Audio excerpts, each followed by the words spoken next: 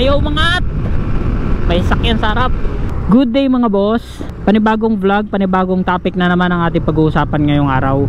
For today's video, ipapakita ko sa inyo kung hanggang saan ba ang top speed nitong stock na MIUI 125S. Hugot lang ako ng mga video sa mga previous video ko kasi dito hindi tayo makakakuha ng top speed. Pero sa mga previous video ko meron doon mga ilan na nasasagad ko talaga takbo nito. Bale ito nga pala motor ko is all stock. Ang napapalitan pa lang dito is mugs. Naka RB8 mugs ako. 80x80 ang size ng gulong sa harapan, 80-90 naman ang size ng gulong sa likuran. Ba't ko nga ba sinasabi yung size ng gulong at saka kung bakit sinabi ko na nakamugs ako? Kasi alam ko isa yun sa nakaka-apekto rin sa takbo. Syempre ang RB8 kasi medyo malapad siya compare sa stock, and kaya medyo magle-lessen ang speed niya, possible. Sa langis, ang gamit ko is Shell Advance AX7 pang scooter. Yung panggilid ko is stock na stock. Nagpalit akong bola pero stock size din. Ang stock nito is straight 12. Yan, nagpalit ako ng bola na JVT, straight 12 pa rin ang grams. So yun, silipin natin yung top speed nitong motor na to. Wow, grabe yung daan dito guys, oh. Tignan nyo yung takbo ko, nakakaisandaan mahigit ako dito, oh.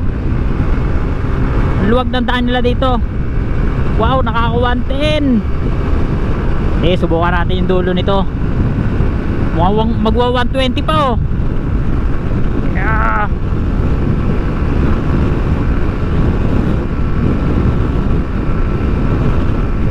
Ayaw umangat.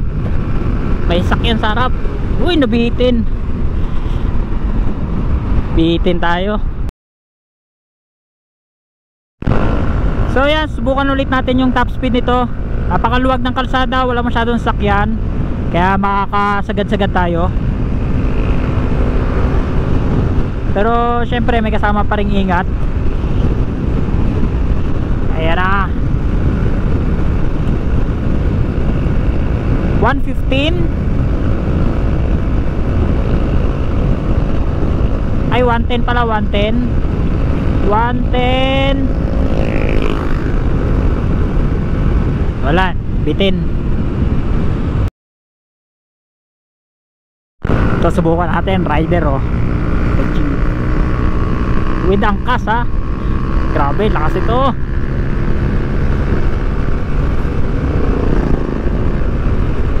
Alam natin hindi tayo aabot, pero susubukan natin humabol.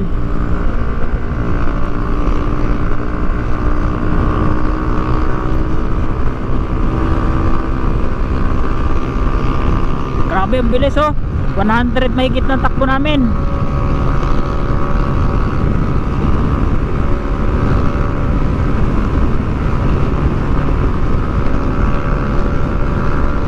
Wala, ang bilis talaga.